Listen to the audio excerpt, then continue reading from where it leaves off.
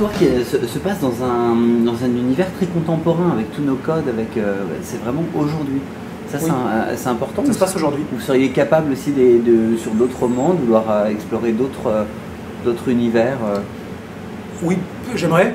En fait, jusqu'à présent, j'ai jamais écrit 2 fois le même livre, donc c'est aussi un défi personnel que je me fixe, pour surprendre le lecteur de manière différente à chaque fois, en sachant qu'il en aura pour son argent et qu'il aura un voyage toujours très intéressant. Mais c'est vrai que j'aime bien placer mes intrigues dans le quotidien, pour que des gens, n'importe qui, puissent s'identifier aux personnages. Parce que surtout dans celui-ci, plus que mes livres précédents, finalement, les personnages sont réels.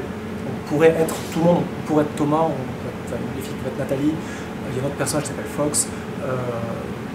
Et alors que mes personnages précédents étaient davantage des super-héros, quand même, c'est assez invincible, ils étaient en téflon, il faut tout leur faire. Là, c'est vraiment des personnes réelles. Et du coup, placer l'histoire dans un monde qu'on connaît, dans l'actualité, je cite certaines choses puisées dans l'actualité, dans des lieux qui existent, les jardins du château de Versailles à un moment donné, ça se passe dans les Yvelines aussi.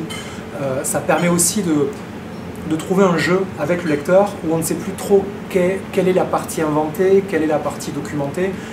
Et c'est pas important, ce qui est essentiel, c'est l'histoire. Voilà, c'est qu'elle fonctionne et qu'on soit inspiré dedans. Effectivement, tout ça est dilué parce qu'il y a de la fiction, mais il y a quand même de la chair, parce que vous parlez de l'hypnose, vous parlez de l'insomnie, vous parlez des rêves, de tout ça. Tout à fait. Et vous posez des bonnes questions aussi en plaçant votre personnage dans une situation extrême. Oui, parce que je me mets à sa place. Enfin, le jeu, c'est ça, c'est de se mettre à la place des personnages et d'inventer donc des situations qui soient réalistes.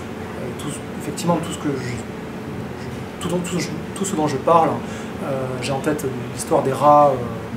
C'est une véritable expérience qui a été faite, où on place un rat en France et un rat aux États-Unis avec des électrodes dans le crâne, reliés par Internet. Et là, j'ai rien inventé. On arrive à avoir le rat aux États-Unis qui fait des actions que seul le rat en France pouvait faire pour trouver de la nourriture. Donc là, la communication extrasensorielle fonctionne réellement. Le cerveau est vraiment une pile électrique. Donc 2 cerveaux peuvent être reliés. Tout ça, sont des petits éléments puisés de recherche personnelle, donc qui existent. Et le jeu, c'est de tisser ce genre d'éléments avec des éléments de pure fiction. Vous êtes très présent sur les réseaux sociaux, vous êtes très présent aussi en salon du livre, alors peut-être pas tous, mais moi je suis très souvent passé au salon du livre de Paris et il y a énormément de monde à votre stand. Comment vous expliquez cet engouement autour de vous J'ai de la chance. De livre en livre, ouais. Non, je ne sais pas. J'ai la chance d'avoir des lecteurs qui aiment ce que j'écris, déjà, c'est énorme. Mais on sent que vous les chouchoutez aussi, on sent que vous faites attention à eux. Et ça me fait plaisir, et puis j'écris pour eux. À la base, j'écris parce que j'adore ça, et je ne serais pas publié, je ne serais pas payé, je le ferais quand même, comme tous les auteurs, je pense. Mais l'idée, c'est quand même d'offrir un divertissement le meilleur possible au lecteur. Donc il y a une part d'honnêteté aussi là-dedans. J'écris des histoires que moi j'aimerais lire, mais je les écris pour le lecteur. Donc quand ça fonctionne et quand en plus le lecteur a envie de me rencontrer, pour moi c'est génial, il n'y a pas de meilleure récompense que ça. Vous êtes un privilégié alors, si j'entends bien. Je vis mes rêves de gosse, je m'en cache pas. Ouais, tout à fait.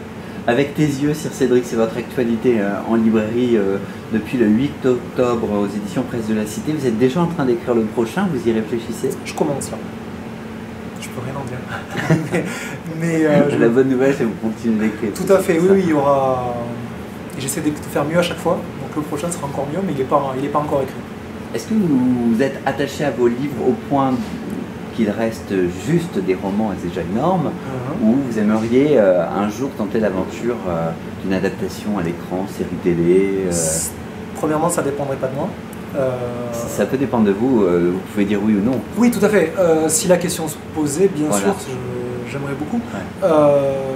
Dans l'idée que, déjà, quand on publie, le livre ne nous appartient plus. Donc, depuis le 8 octobre, le livre, ça a beau être mon bébé, il appartient au lecteur, il existe dans leur imagination. Chaque lecteur le recrée à sa manière et le vit d'une manière différente. C'est la magie de l'écriture. Et donc, éventuellement, de voir d'autres artistes réinterpréter mon travail à leur manière, ce serait incroyable. Peut-être. Les portes sont ouvertes, hein. C'est ça. Ça, j'ai lancé. Sir Cédric, un grand merci pour cet C'est entretien. moi qui vous remercie. Le titre du livre Avec tes yeux aux éditions Presse de la Cité, dans la collection Sang d'encre. Et moi, j'ai trouvé ça absolument génial. C'est très très facile à lire. Il y a un vrai plaisir de lecture parce que on est dans un page turner, on tourne les pages, on a envie de savoir où vous nous menez. Un grand merci. Merci. Au revoir.